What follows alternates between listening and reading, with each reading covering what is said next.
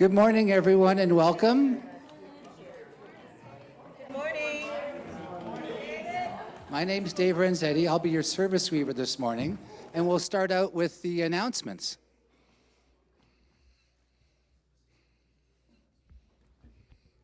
As always, Spirit Choir rehearsals are on Monday nights from 7 to 9. Neighborhood Art Gallery, please take time to enjoy works Retraced by Jungle Ling and Ripples by Cameron Brook. Their works are accessible through the stairs on our upper galleries, and some of the works are here. Our next talent night is happening on May 6th, starting at 7:30. All are welcome, hosted by MC Allison. This Saturday. Saturday coming, yeah. After service, pizza will be available for those staying for the AGM.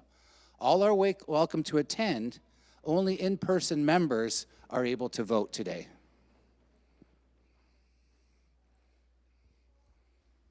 How can we pay for a more just and sustainable society? Join the discussion on tax fairness at the next DMC speaker series on May 30th, 7 p.m. on Zoom. Come join the Danforth Multi-Faith Common for a presentation and Q&A with economist D.T. Cochrane of Canadians for Tax Fairness, talking about inflation, profit margins, and corporate taxes. Details on how to join this discussion will be sent out with Monday's weekly announcements email. The C Committee, our Social and Environmental Action Committee, will be meeting next Sunday, May 7th, following the service from 12:15 to 1:30. All are welcome to join to discuss our next moves on social justice, climate action, and the 8th principle. Pastoral care is available here. You can contact the Reverend Pat for short-term pastoral care on a totally confidential basis and set up a time to speak with her in person via his phone or Zoom to discuss issues that you are seeking spiritual guidance and support on. And there's Reverend Pat's contact information. It's just pastoralcare@nuc.ca.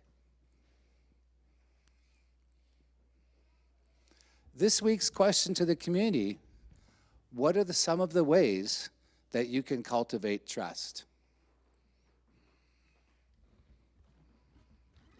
Next Sunday, May 7th, our theme at the service will be disability, losses and gains.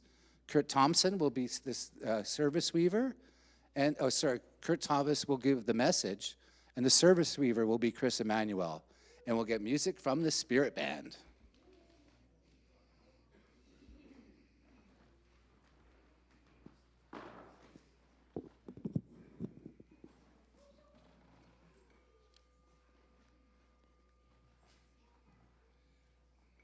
We start today's service by creating a sacred space, and I invite you to read the words broadcast above me. Let us cast the circle. Space here. Let us cast the circle of a cherished space here. A space of safety, a place of forgiveness, a place of love. If we want the world to change, we must craft in our space and in ourselves the seeds that grow a different kind of life. A life of graciousness, of creative intelligence, a place of life and spirit for ourselves and our families. I'd like to invite Lynn Evans up to light our chalice.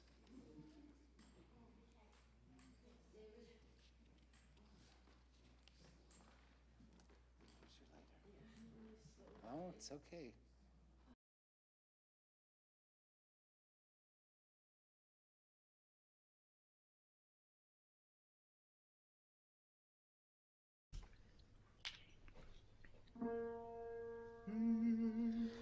We light this chalice to remember, to light the fire within our own hearts.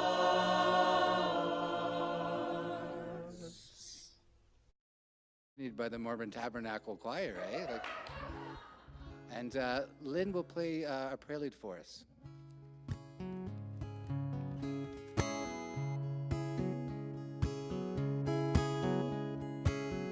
I'm Lynn Harrison. I'm your guest minister this morning, seeing many familiar faces and other friends that I have not seen before. Very good to be with you this morning. I invite you now to join me as we begin the service with Gathered Here. Gathered here in the mystery of the hour, gathered here in one strong body, gathered here in the struggle and the power, Spirit draw near. Gathered here in the mystery of the hour, gathered here in one strong body, gathered here in the struggle and the power, Spirit draw near. Gathered here in the mystery of the hour, gathered here in one strong body, gathered here in the struggle and the power, Spirit draw near. Gathered here in the mystery of the hour, gathered here in one strong body, gathered here in the struggle and the power, Spirit draw near. One more time. Gathered here in the mystery of the hour, gathered here in one strong body, gathered here in the struggle and the power, Spirit draw near. Spirit draw near. Spirit draw near. Spirit draw near.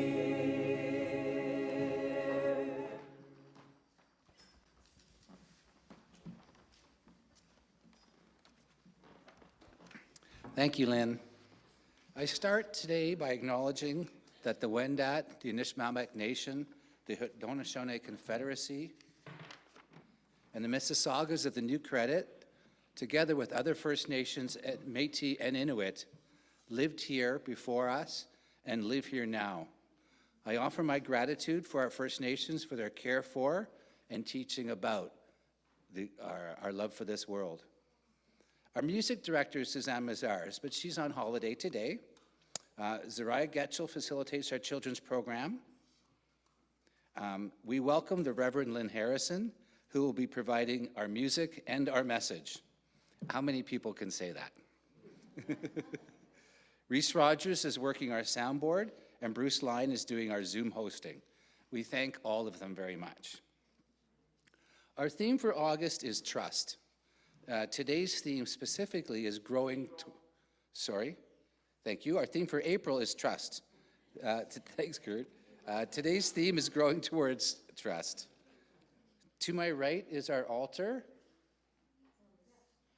with the blue fabric up there.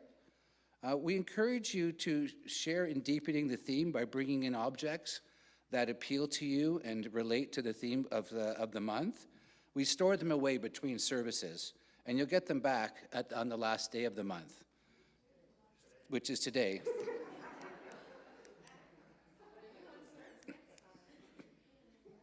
Think of the table as our communal installation and bring something in next week if you want to add. Since this is the last week of April, please take home anything that you have put on there on the altar. Our altar will start again renewed on the next service. May's theme is reconciliation, making peace with self, with others, and with life. So if you think of an object that inspires you in that way. We're open to many beliefs, and we draw on many traditions here. We welcome all people who are seeking a spiritual life. If you are visiting us here in person, a very special welcome.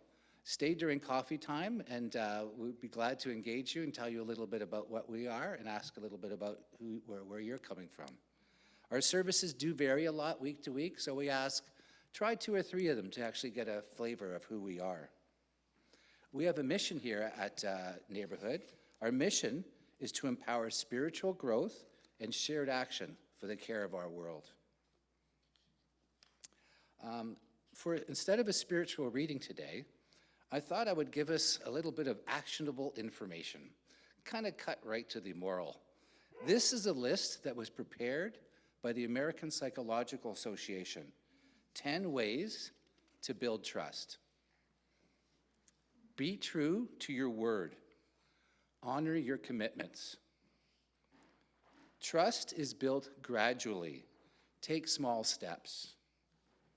Make decisions carefully. Think before committing, and have the courage to say no. Be consistent. Participate openly. In groups, this means listening actively and giving respectful feedback. Be honest. Always tell the truth. Lies undermine trust. Help people and ask them to help you. Show your feelings. Showing you care builds trust. Do what you believe is right. Sacrificing your values degrades you. And yes, people actually aren't trusted. And finally, admit mistakes. Honesty and showing vulnerability builds trust. And now is our time to greet your neighbors. After you've greeted a few people, I ask you to turn to the camera at the back top of our, and you'll be able, there's the people on Zoom will be able to see you. When it's done, a chime will be sounded to bring us back into the space. So take a moment and greet your neighbors. Hello, Barbara. Hi, everybody. Morning. Morning. Morning. Hi, Juliana. Good morning. We're on the West Coast. Dee Dee, you're on the Hi, East. Dee Dee. Hi, Dee Dee. Hi, Yvette. Whereabouts? Where on the West Coast are you? Sunshine Coast in Gibson's. Wow. How's the weather? Oh, nice. Right. It's getting colder now. It was beautiful yesterday. But yeah. So there you go. We span Canada. Good morning, Olivia. Hi, Olivia. Hi, Julie. Hi, Sigrid. Good morning. Morning. Bruce. Yay. Hello, Jocelyn Adams. How's the weather in Tobermory? It's a beautiful sunny morning with lots of rain yesterday and rain on the way again this afternoon, apparently. But it's all good here, thanks. I think we're going back.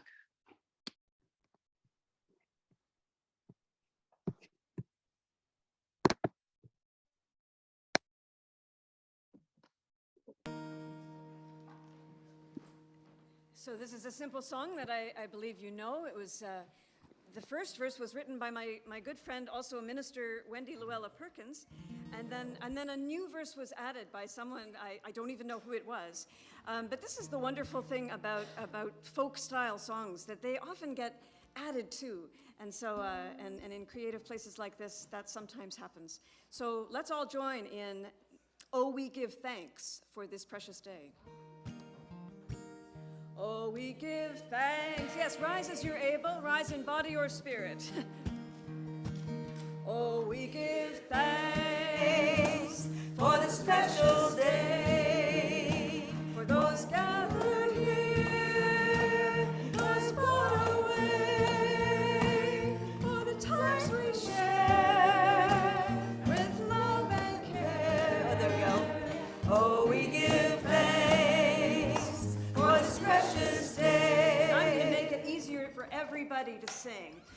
Oh, we give thanks for this precious day, for those gathered here, those far away, for the time we share with love and care.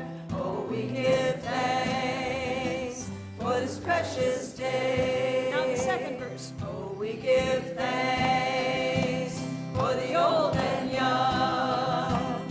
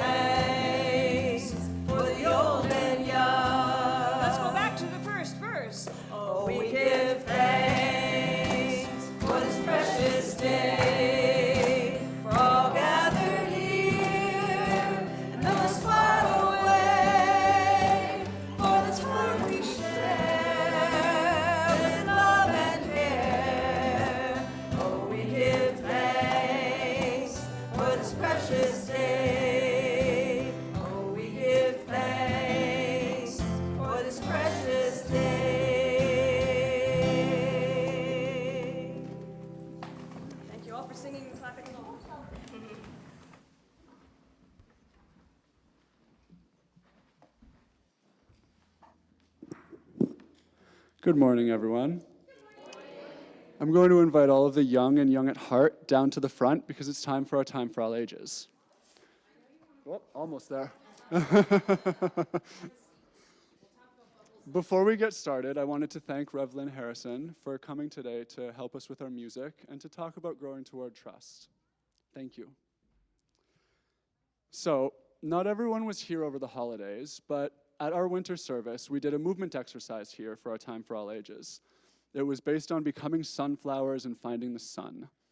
Well, we're not going to do it again right now, but I thought it would be a good thing to talk about today. And can we put the first slide up? Because it's pretty commonly known that sunflowers grow towards the sun. And this, in a way, is something that all plants do, but with sunflowers, it's extra noticeable.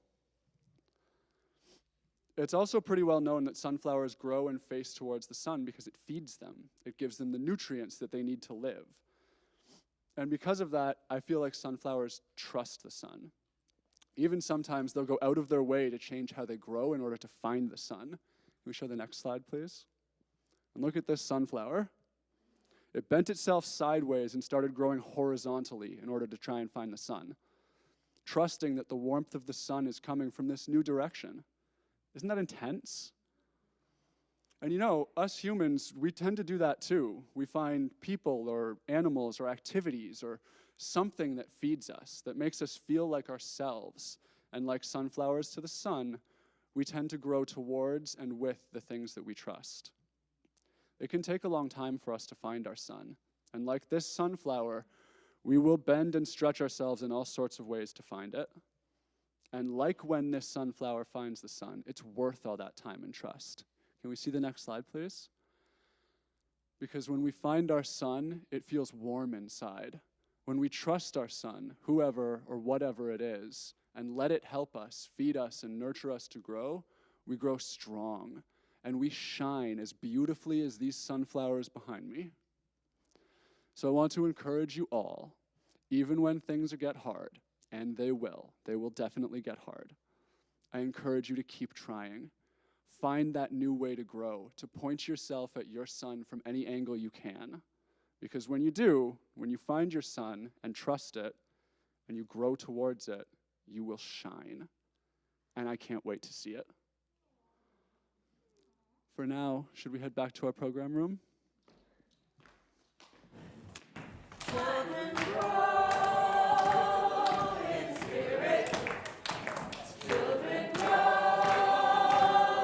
in spirit. Grow in spirit, children. Grow in spirit, children. Grow in spirit, grow in spirit, grow in spirit, children.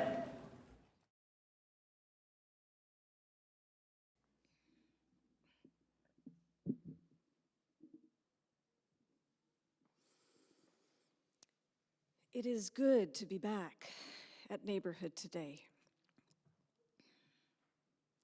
I really appreciate the invitation to speak on the very important theme of trust as you are finishing out an entire month of inspirational speakers on this subject. Even in David's wise opening words, there was so much wisdom already, and so one never knows what one can offer in these few minutes that I have with you. But here's what I've reflected on over the past several months since I was invited to speak on this theme.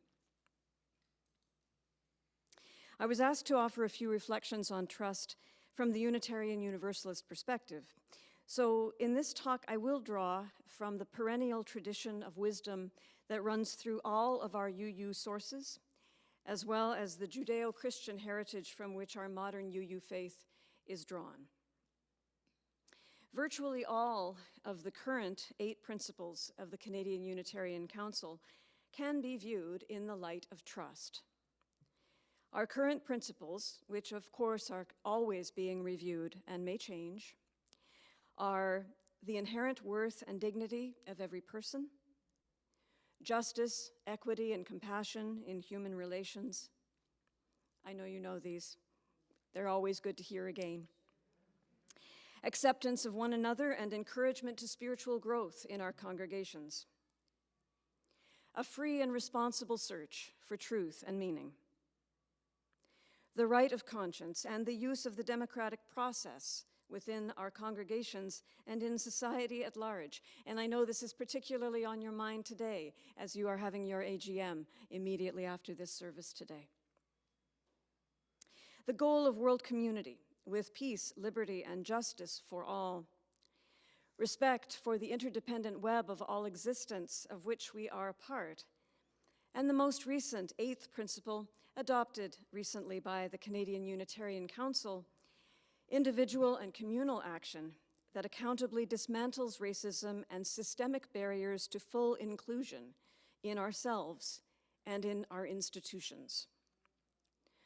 All of these, when lived into, will have the effect of increasing our trust in each other and in life, and they require trust to be able to live into them. But the development of trust is not simply a matter of learning a number of principles or faith statements. Learning how to be trusting and trustworthy requires the inner work of spiritual growth, which takes time and honest self-scrutiny. As Unitarian Universalists, it is the encouragement to spiritual growth in our congregations, which will, we hope, allow us to live according to our principles. That is, to recognize and affirm the inherent worth and dignity of every person, and to therefore live with justice, equity, and compassion in human relations, dismantling the systemic barriers to full inclusion, and so on. None of these can happen without trust in each other, trust in ourselves, trust in our interdependent communities, and ultimately, trust in something much larger than ourselves, whether we call it God, life, self with a capital S, or spirit, or any number of other names you may use. So let's look a little deeper to see how that kind of trust can be nurtured and hopefully sustained within us and within our UU communities. It's a strategy for success used by top CEOs, personal coaches, even popular motivational speakers like Brené Brown. Assume positive intent. That is, in any interaction, start with trust. Take as your starting point the belief that people mean well, that they have good intentions, and that they are doing the best they can. Trust in the basic goodness of others, which in Unitarian Universalism is expressed in our first principle, the inherent worth and dignity of every person. That basic starting point can set the stage for healthy interactions of all kinds, and it's easy to see why.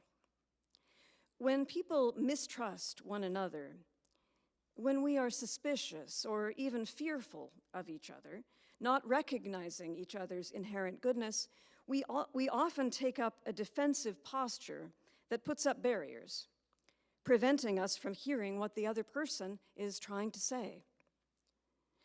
When the mistrust is intense, that defensive posture can even lead to aggression, an active pushing away of the other. When others receive that pushing away, they too may respond with fear or aversion or aggression. So the cycle of mistrust becomes spiraling and even more entrenched. We are especially likely to mistrust others when we are carrying unhealed aspects of our past that make us feel vulnerable, even when we are adults. No matter how powerful or mature we may seem to be, a part of us may still feel like a frightened child, mistrusting the world and imagining danger around every corner. It takes active and courageous inner work for us to come to understand how our pasts may be influencing our present relationships, and to notice when we're relating to the world from a position of mistrust and how that might be harming us and other people. Many years ago, before I had done any degree of personal growth work, I made a significant error that cost me a friendship. I believed incorrectly that someone had secretly tried to harm me. I built up a very involved story in my mind about how I could not trust this person, all about their motivations and what I thought they had done. It was a very convincing story. My friend tried to tell me that it didn't happen that way, that the story in my mind simply wasn't true. But my mistrust was so strong, I didn't believe her. And so, with much self-righteousness and anger, I shut out all possibility of relationship, and I hurt this person very badly.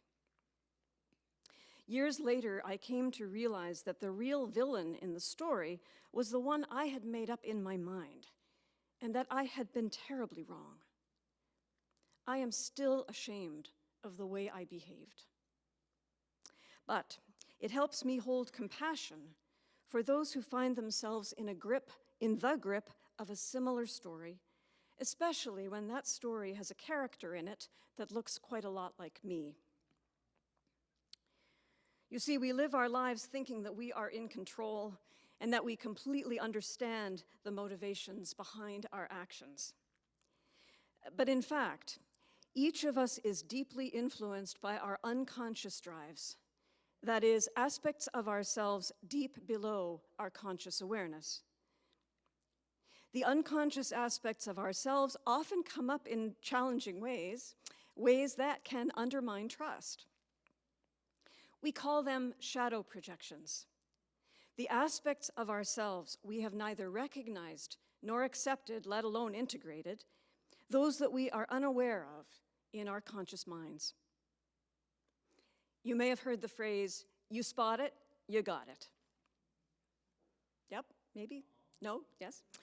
This means that we tend to be especially irritated, rejecting, and mistrustful of people whose characteristics mirror our own unconscious traits.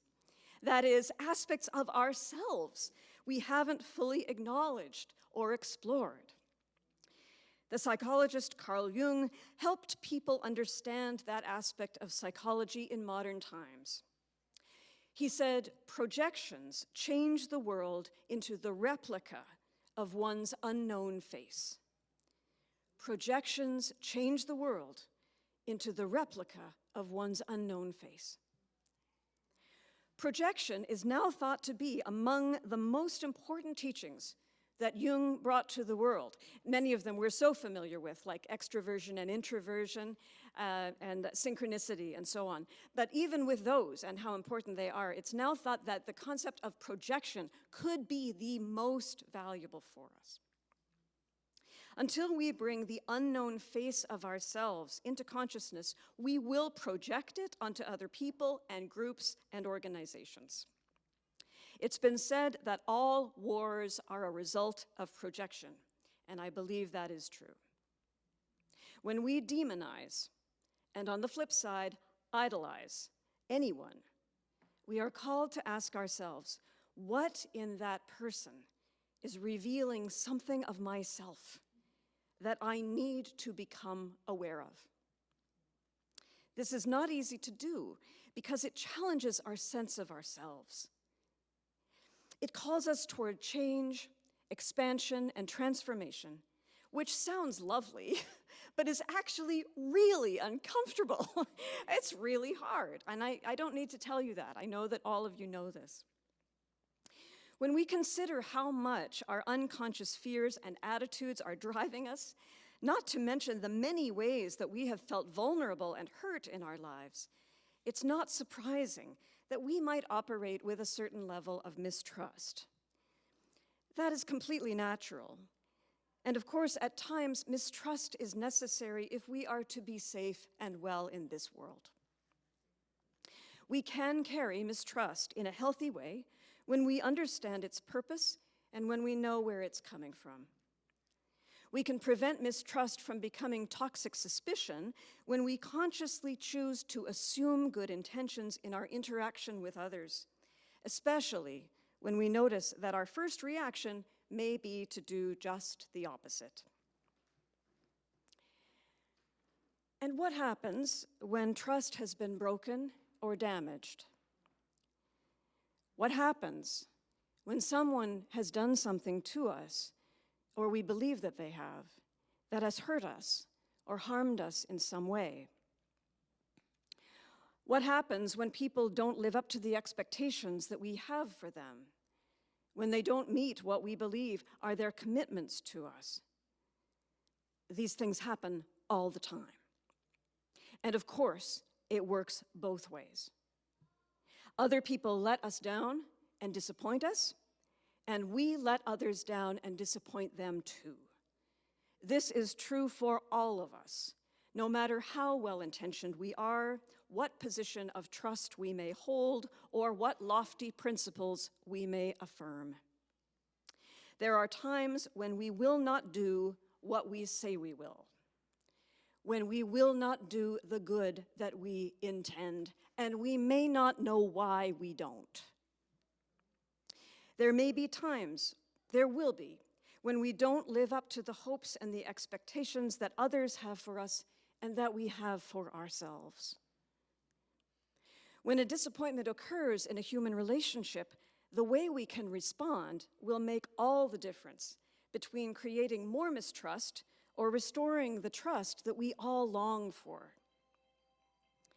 Depending on how we respond, we might build up stronger and stronger walls between people, or we might create an opening or a softening, which, if we're lucky, might allow the sustaining of human connection and the healing or reconciliation that needs to take place.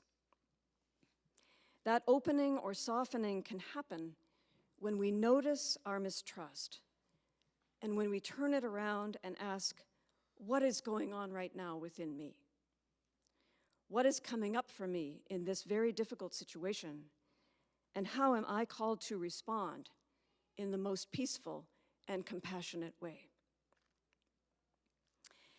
In a very famous religious story, the spiritual teacher Jesus is said to have said that we should turn the other cheek when we've been harmed. The passage is in the book of Matthew, chapter 5, verses 38 and 39, to be exact. It's translated, "You have heard that it was said, eye for eye and tooth for tooth, tooth for tooth. But I tell you, do not resist an evil person. If anyone slaps you on the right cheek, turn to them the other cheek also." I believe this is one of countless biblical passages that has been chronically misunderstood over time, mistranslated as well, of course.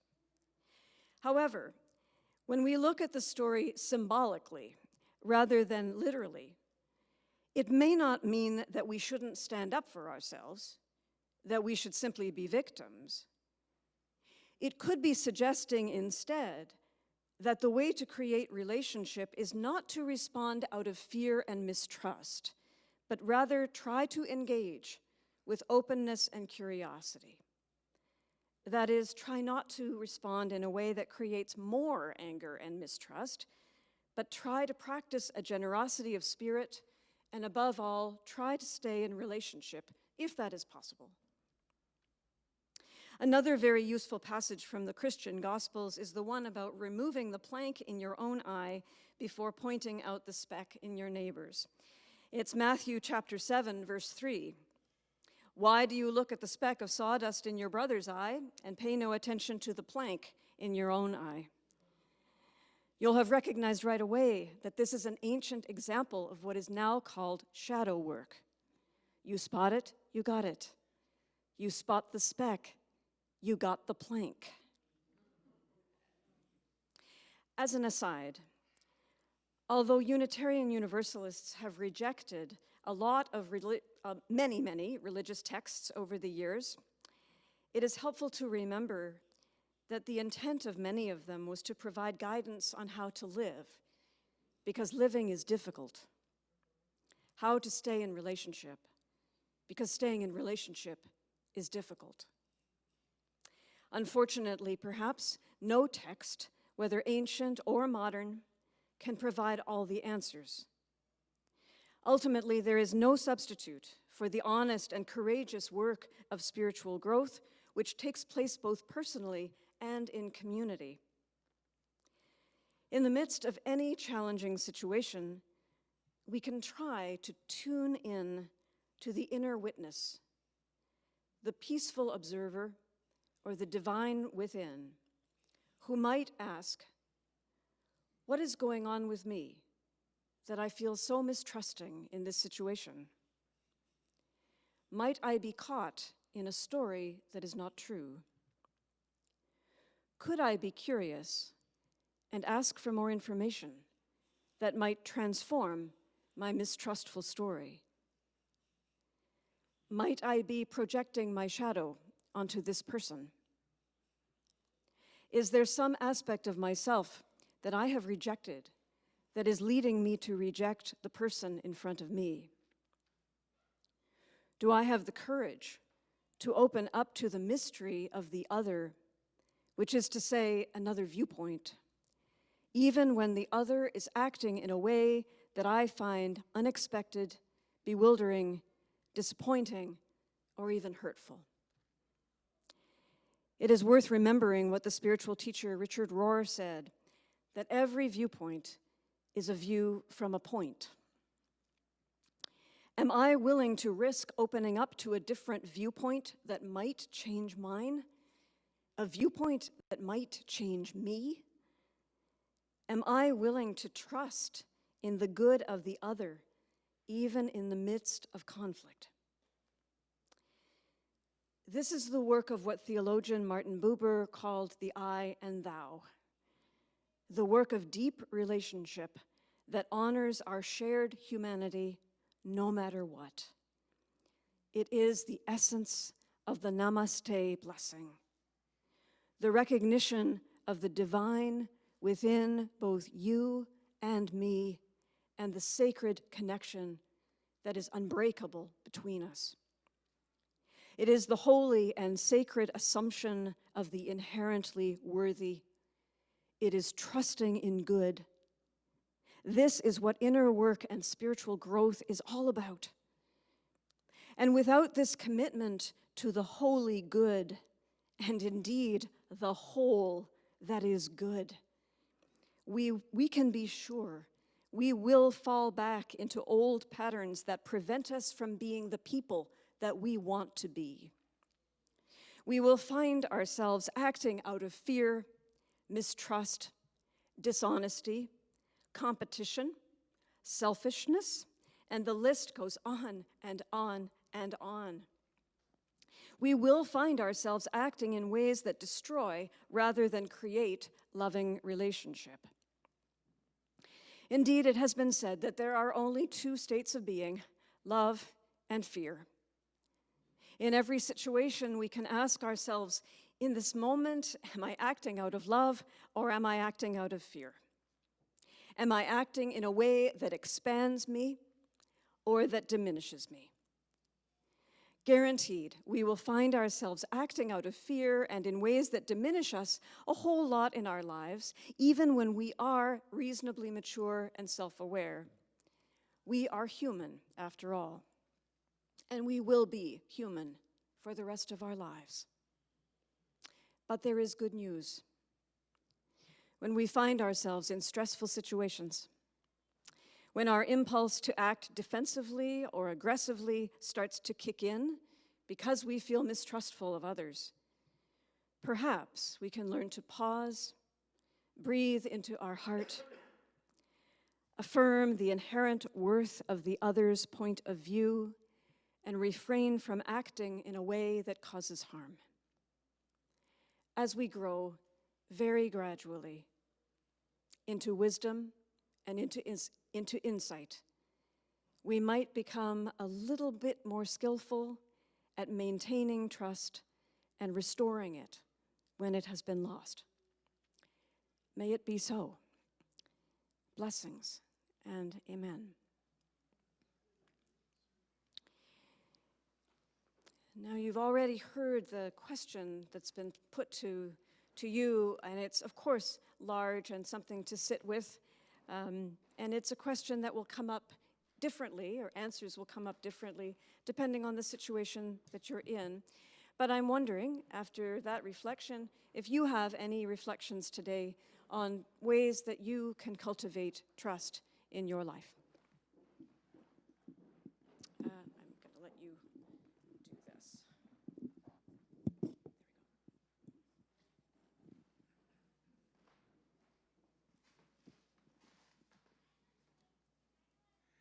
The one that comes to mind the most is that sometimes it's best to just put the inner script away and just listen. That's where it starts for.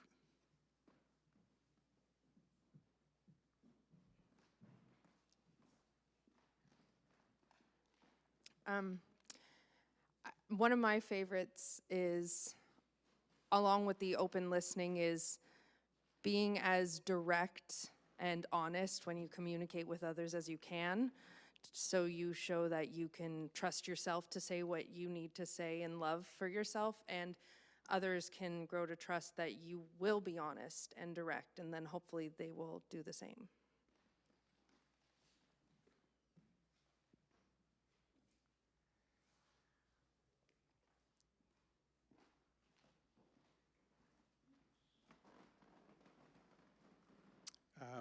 One way is having the courage to take accountability.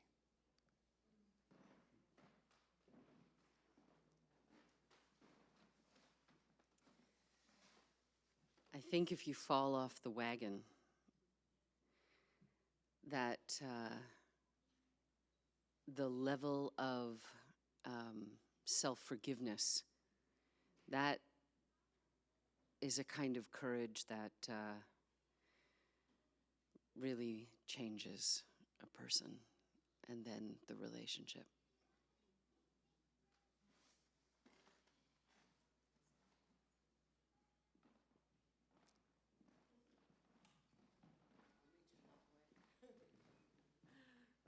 Repair, repair, and more repair.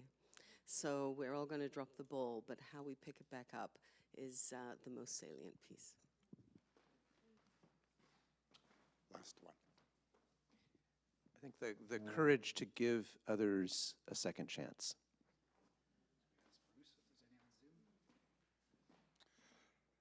Bruce, is there anyone on Zoom who would like to share a way to cultivate trust? I have Dee Dee. If anyone else would like to respond, please open your reactions tab and raise your virtual hand.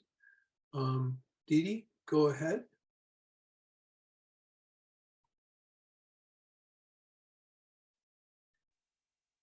Okay, can you hear me? Yeah, I thought I was having a good listening conversation with someone we were talking about the climate.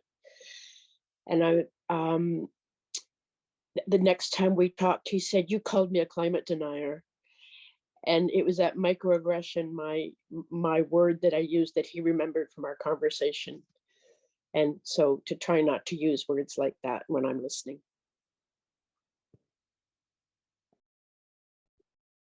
Thank you, Dee Dee. Is there anyone else on Zoom who would like to respond to the question?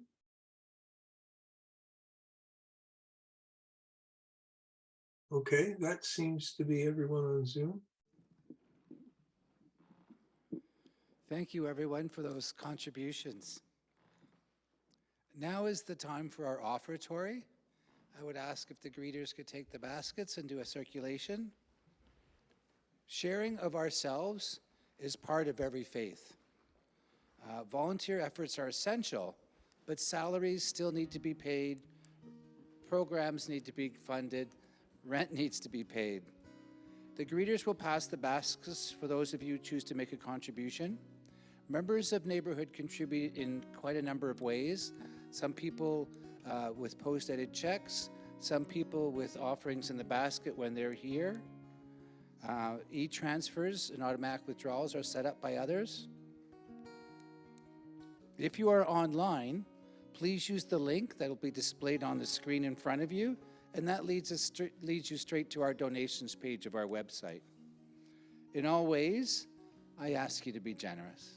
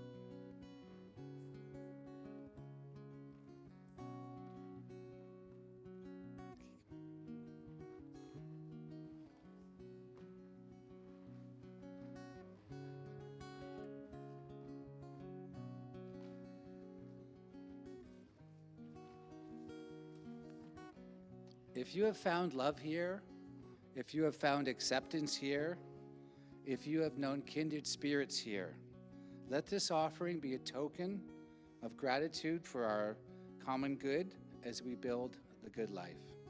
Thank you very much. And I'll ask Lynn to lead us in our final song now.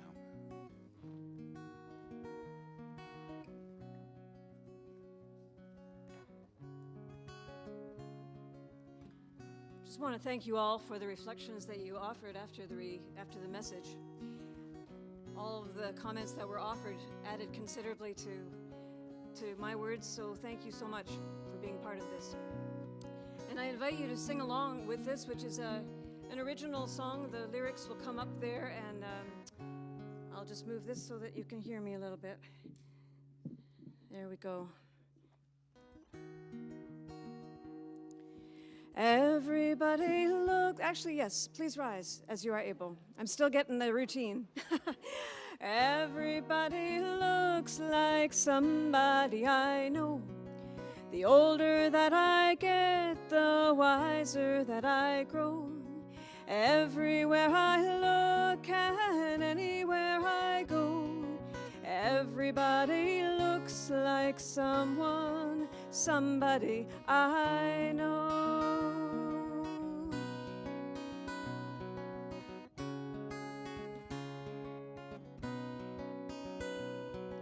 Everybody looks like somebody I've met, somebody I loved, someone I can't forget.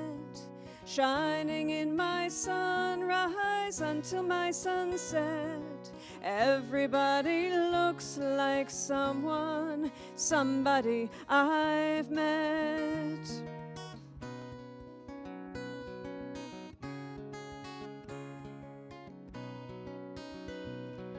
Everyone I see has a familiar face, looking straight at me or staring into space. And when I look away, that's when I fall from grace, 'cause everyone around me has such a familiar face.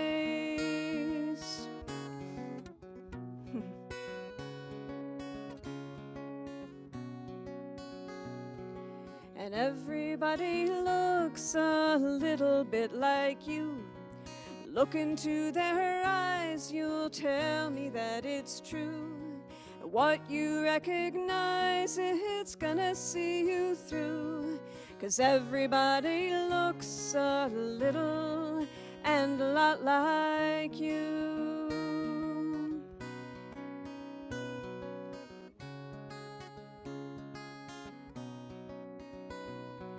Everybody looks like somebody I know, in the obvious ways and those that barely show. The older that I get, the wiser that I grow. Everybody looks like somebody I know. somebody I know.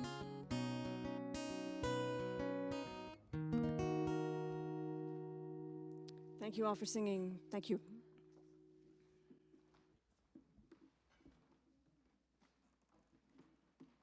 Yeah, if you could remain standing. Lynn, that was beautiful. Thank you. I invite Lynn Evans up to extinguish our chalice. And I invite you all to sing our closing words.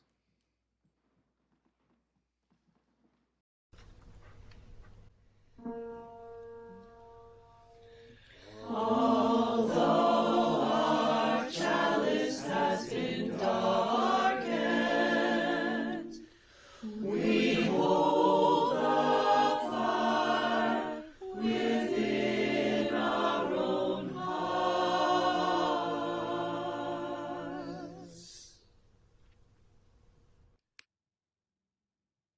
Let's connect physically as we've just connected spiritually.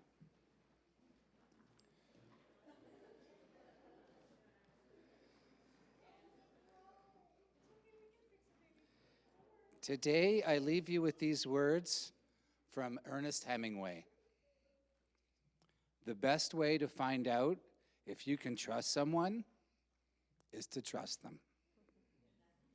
Our service is ended, but our service to each other is never ending. Go in peace. Thank you. That was much.